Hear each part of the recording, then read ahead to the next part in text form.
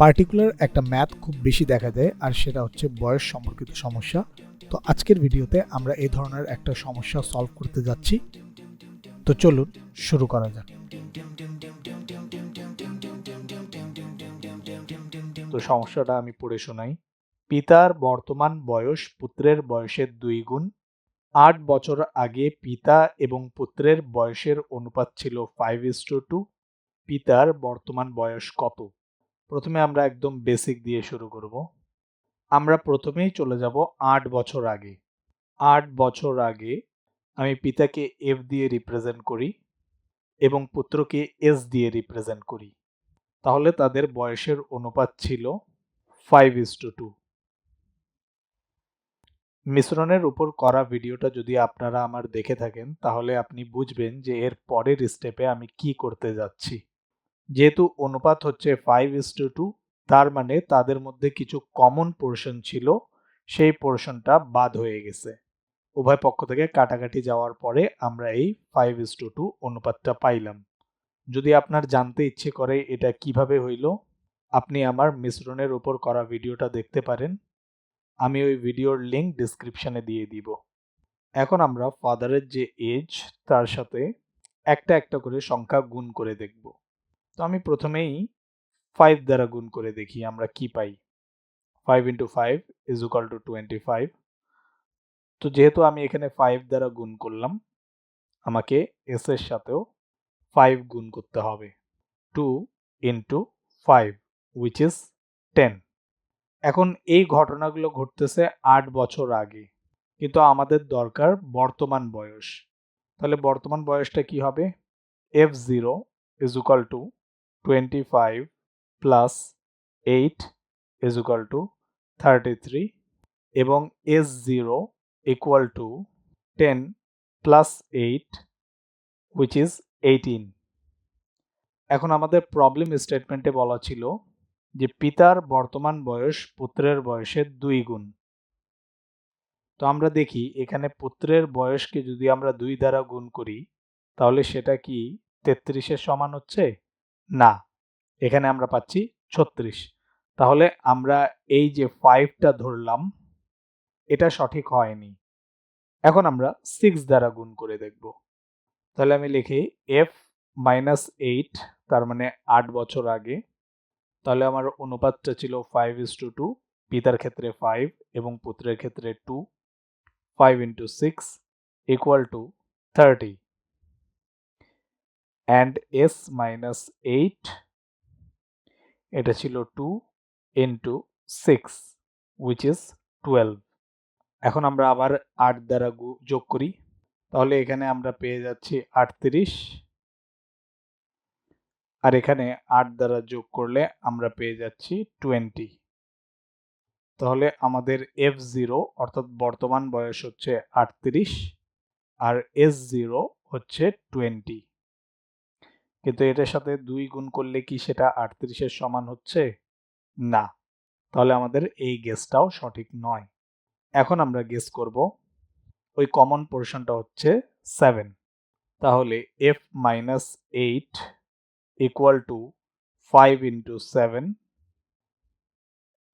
= 35 and s-8 = 2 × 7 which is 14। তাহলে বর্তমানে তাদের বয়স কত হবে? 35 প্লাস 8 = 43। বর্তমানে পুত্রের বয়স 14 প্লাস 8 22। এখন এর সাথে 2 গুণ করলে আমরা পাবো 44,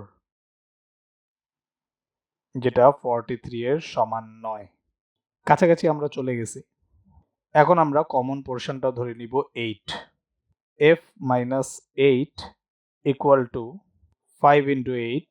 এখন কমন পোর্শনটা হচ্ছে 8 which is 40 আর s-8 এখানে 2 × 8 which is 16। এখন তাহলে বর্তমান বয়সটা কত হবে?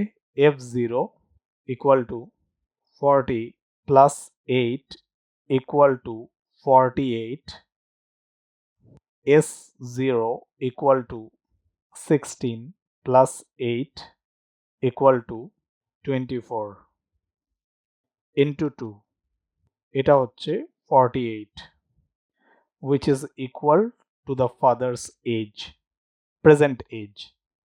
তাহলে আমি বলতে পারি পিতা পুত্রের 8 বছর আগে বয়সের অনুপাতকে আমি যদি 8 দ্বারা গুণ করি তাহলে আমি তাদের কারেক্ট বয়সটা পেয়ে যাব, তবে সেটা 8 বছর আগে। তাহলে সেটা হবে 40 আর এটা হবে 16। তাহলে বর্তমান বয়সটা কি? f0 ইকুয়াল টু 40 আর 8 বছর পরে, তার মানে বর্তমান বয়সটা হচ্ছে 48 আর পুত্রের বর্তমান বয়সটা হচ্ছে 16 প্লাস 8, কারণ তারও তো 8 বছর বয়স বেড়েছে। 8 বছর পরে দুজনেরই 8 বছর বয়স বাড়বে, which is 24। এখন এটা গেসের মাধ্যমে আমি আপনাকে বুঝাইলাম যে ম্যাথে আসলে ব্যাপারটা কি ঘটতেছে, কিন্তু পরীক্ষায় তো আপনি এভাবে সলভ করবেন না। আর এইভাবে গেস করে করেও আসলে করাটা খুব বেশি এফিশিয়েন্ট না, এত বেশি সময় আপনাকে দেয়া হবে না। তাহলে এই প্রবলেমটা আপনি কিভাবে সলভ করবেন, চলুন এখন আমরা সেটা দেখব। এখন আমরা দেখব what is the most efficient way. তো আমরা এখানে বর্তমান বয়স দিয়ে শুরু করব।